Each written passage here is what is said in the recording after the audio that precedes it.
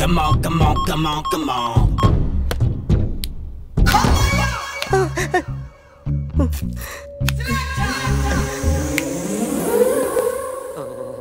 ఏంటి sir current పెట్టి చంపేస్తారా? నిన్ను చంపడానికి ఇంత ఎక్విప్మెంట్ ఎందుకురా? ఇది అబద్ధాల మిషన్. అబద్ధాలు అదాడదు, నువ్వు వాడితే చెబుతుంది. నీ బండారం బయట పెట్టి నీకు చెమటలు పట్టేస్తుంది. ఎక్కడో చూసినట్టు అనిపిస్తుంది కదా, గుర్తు రావట్లేదు కదా?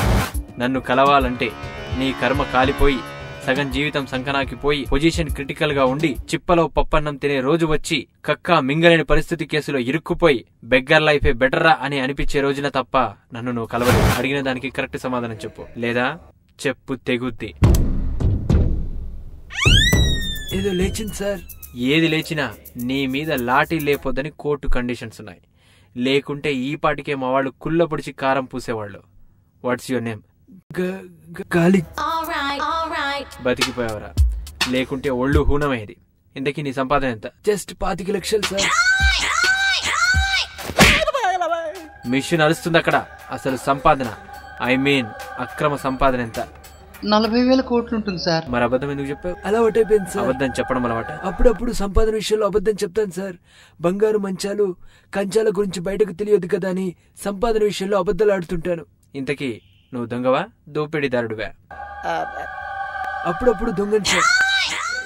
మిషన్ బాగా పనిచేస్తుంది. నువ్వు దాన్ని చెక్ చేయకూడదురా, నిన్ను చెక్ చేయడానికి ఆ మిషన్ తీసుకొచ్చా. టపా టపా ఆన్సర్ చెప్పు. నేను వేరే వాళ్ళలా స్మూత్ కాదు. గురి చూసి కొడితే దొంగలకి దోపిడీదారులకి చుక్కలు కనిపించాల్సిందే. చాలా హార్ష్.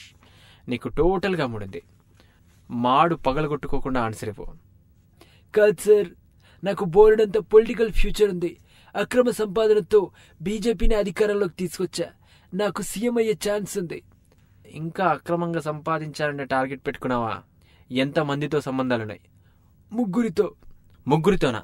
ఎవరెవరు వాళ్ళు? అక్క సుష్మా, తండ్రి YS Rajasekhara Reddy, brother YS Jagan.